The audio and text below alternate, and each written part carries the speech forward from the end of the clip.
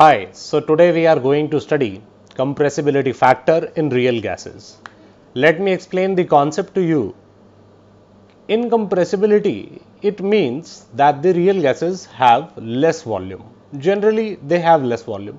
So we measure a parameter called compressibility factor. Ideal gases generally have more volume, in most of the cases at least. Now, let me show you what is compressibility factor, what is its formula. So Z is equal to compressibility factor is measured by Z. Z is equal to V real by V ideal. This is the expression for compressibility factor denoted by Z. You know what is V real? V real you can say is the observed volume and V ideal is the calculated volume. Calculated by what? Calculated by the formula PV is equal to nRT.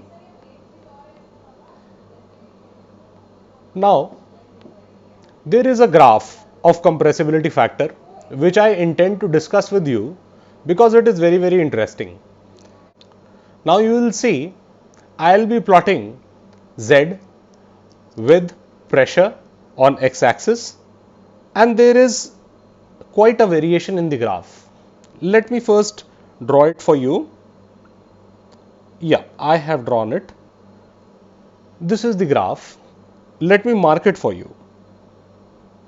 This is Z on y-axis and on x-axis we are having pressure. This line, red dotted line, is Z is equal to 1 and it represents ideal gases.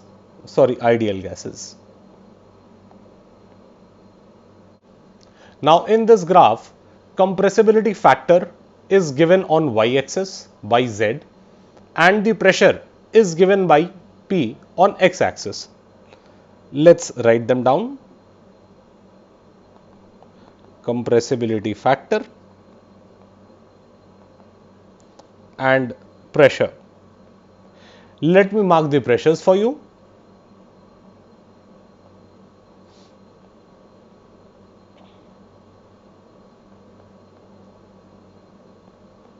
Pressures are something like this. The graph might not be to this scale.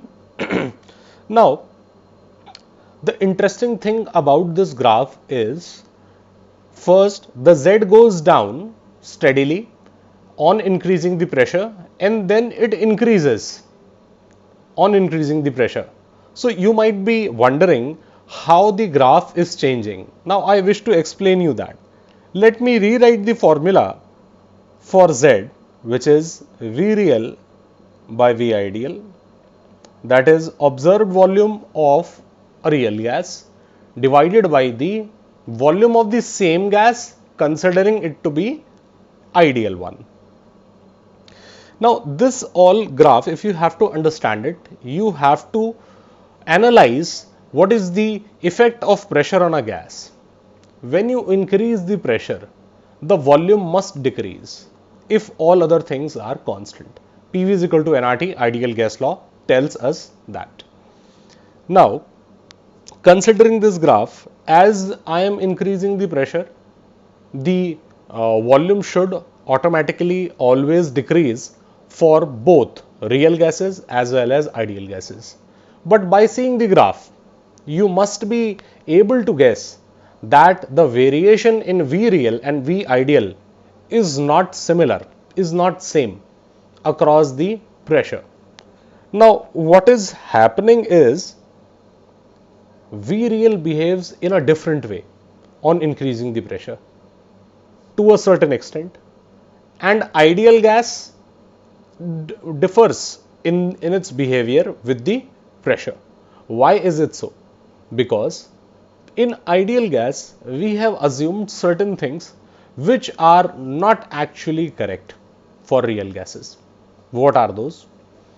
In ideal gases, we have assumed that the molecules of the gas occupies negligible space and they do not have any attractive forces between the molecules of the gas. While In real gases, this is not true, we know that. But in ideal gases, if these assumptions are said to be true, then an ideal gas will never become a solid or a liquid. It cannot become. Why? Because there are no attractive forces between the molecules of the gases. But real gases, they do have attractive forces between them. So, they will become liquid and they can become solid as well if appropriate pressure is applied.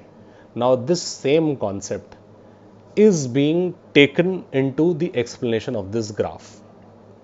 One more concept is there, let me tell you beforehand, then we will see how this graph goes down and how this graph goes up. The other thing is, for any gas, if you are increasing the pressure, what do you think should be the minimum volume which can be achieved upon increasing the pressure? The answer is volume can become 0 for ideal gas. For ideal gas, PV is equal to nRT. If you apply infinite pressure, then the volume will approach to 0. While in the real gas, is it so? If you are applying huge amounts of pressure and you are nearing the pressure to the infinite, then do you think that the volume will approach 0? Never. The volume will stop at solid, volume of solid. It will not go beyond or below volume of solid. For example, if you are, let's say, compressing CO2 gas and you are applying infinite amount of pressure, then once it becomes solid CO2 and there will be a certain volume which it will occupy, it won't go beyond that. It won't go lesser than that. Okay, now hence since we have understood all these concepts, now we are good to go to understand this particular graph. All right. Now, what I am going to do is I am going to differentiate this segment, differentiate this graph, break up this graph into two different segments.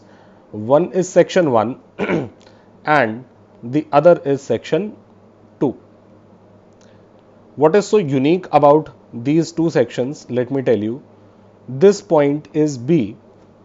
This is the lowest point on the graph, and this point shows solid behavior. Gas has become solid at this particular point. All right. Now, I am going to talk about section 1. This is section 1, green.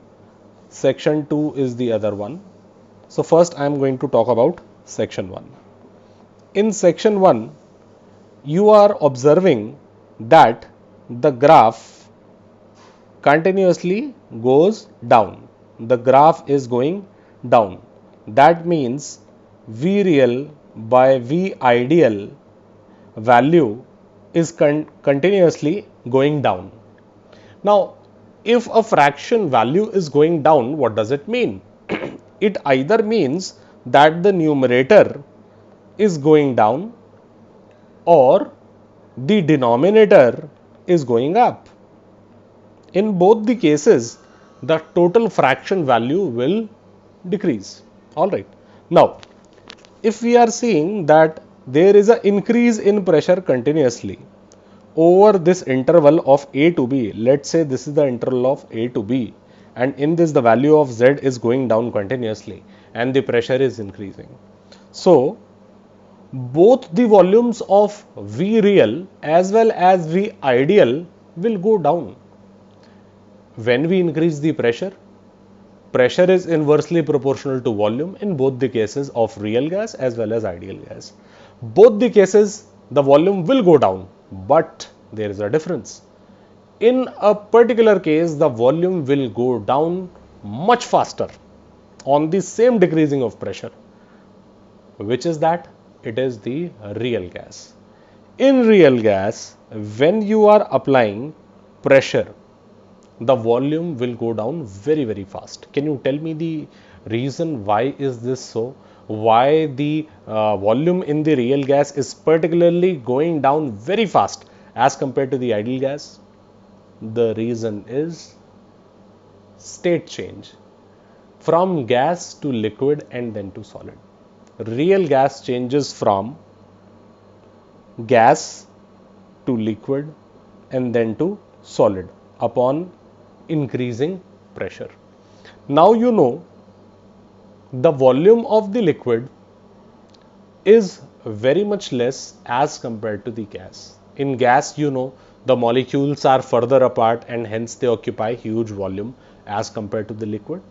So, it is but obvious that the curve of A to B will go down definitely upon the decreasing of the pressure, increasing of the pressure, I am sorry. Now, let's focus upon the section 2. Now, you may ask me, sir, on increasing the pressure, why is this particular section going up? Let's understand this. Let's give the name from B to C. This is section B to C. In this section, the pressure is again going up, increasing continuously, while the Z becoming more than continuously. It's increasing continuously, greater than B. At B, the Z was least when it was solid, but as gas moves, as the curve moves from B to C, the value of Z is increasing continuously with the pressure. Why is it so?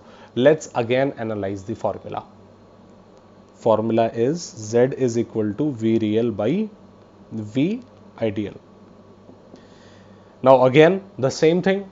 On increasing the pressure, the volume of both the gases must be going down. But there is a catch. In real gas, the volume cannot dip beyond the volume of solid.